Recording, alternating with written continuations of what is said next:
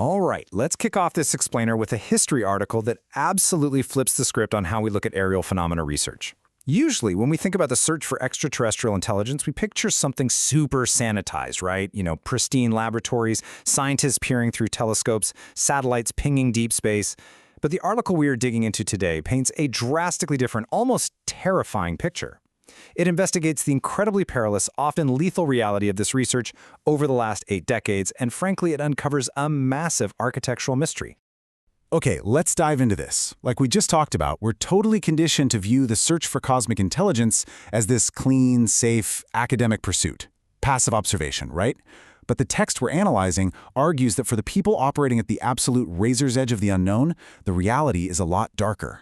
When researchers actually start bridging the gap between unidentified and understood, they face some severe consequences. And we aren't just talking about a loss of academic funding or being laughed out of a university.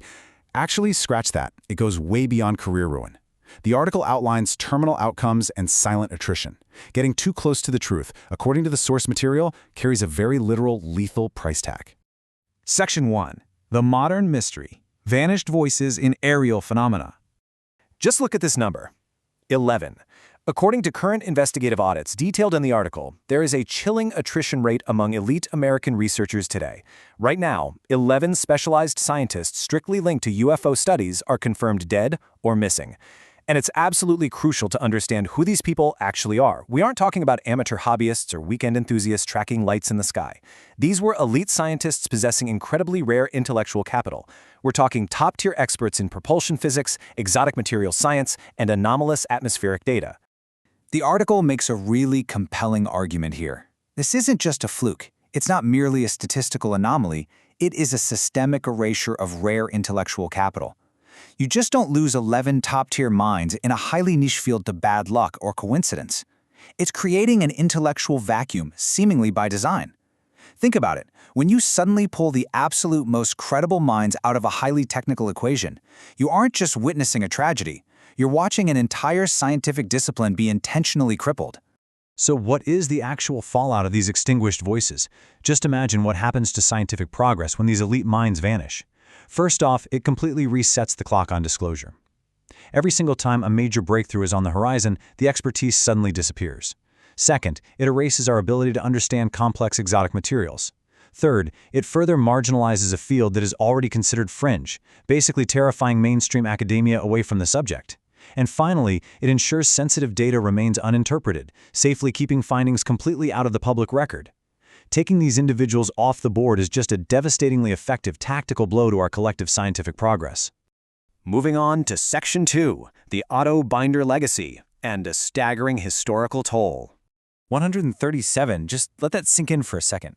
According to author Otto Binder, who was a prolific chronicler during the space race, this is the number of UFO investigators who died under mysterious circumstances in the 1960s alone.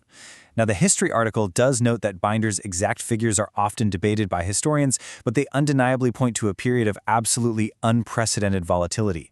Just think about the sheer scale of that number and what it implies about how dangerous this field was during that era. Now, what's really interesting about this slide is Binder's hypothesis for exactly why this happened. He points to the intersection of national security and Cold War paranoia, which he claims created a literal kill zone for independent inquiry. This massive spike in fatalities didn't happen in a vacuum. It occurred at the exact moment the military-industrial complex was tightening its grip on space exploration during the Apollo era. It wasn't just a golden age of scientific discovery, it was an era of ruthless siloing. The core argument here is that the Cold War paranoia was so intense, anyone trespassing on classified cosmic territory independently faced a terminal price for asking the wrong questions. Which brings us to Section 3, a half-century of silence, and the long-standing pattern. And this brilliantly illustrates the bigger picture. When we zoom out chronologically, the source material reveals an 80-year trail. It starts all the way back in the 1940s, right at the birth of the modern era, with the Kenneth Arnold sightings and the Roswell debris. Then it tracks through the 1960s with Otto Binder's 137 mysterious deaths during the height of Apollo. And finally, it brings us right to the present day, with those 11 vanished elite scientists. By visualizing the data this way, a glaring point emerges. This danger isn't tied to one specific political administration or a single technological breakthrough. It is a permanent structural hazard woven deeply into the very fabric of the field. When a pattern holds up for 8 decades, it's highly statistically significant. We have to shift the conversation entirely away from unfortunate coincidence and into the realm of what the article defines as a calculated deterrent. Basically, a consistent mechanism of systematically removing those who get too close to the truth. The article impartially lays out the theory that while the names of the researchers change and the technology definitely evolves over 80 years, the outcome remains brutally, predictably consistent. It's essentially a system designed to silence. Finally, Section 4, Conclusion, and the true cost of disclosure.